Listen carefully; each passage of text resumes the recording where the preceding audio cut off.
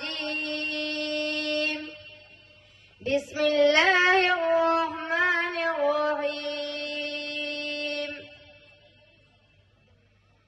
وإذ ابتلى إبراهيم ربه بكلمات فأتمهن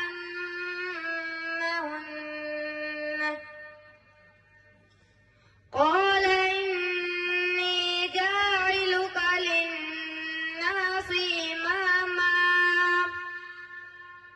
قال ومن ذريتي قال لا ينال عهد الظالمين.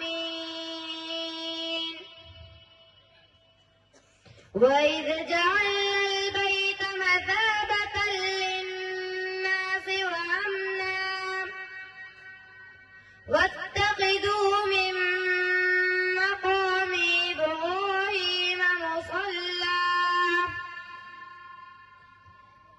وعهدنا إلى إبراهيم وإسماعيل أن طهرا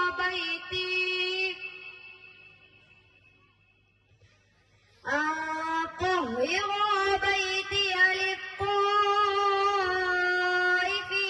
والعاكفين والركع السجود. وإذ قال إبراهيم رب اجعل هذا بلدا آمنا وارزق أهله من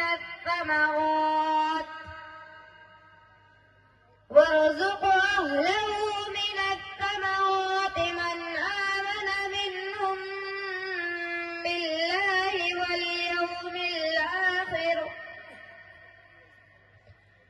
قال ومن كفر فأمتعه قليلا ثم أضطره إلى عذاب النار وبئس المصير. وإذ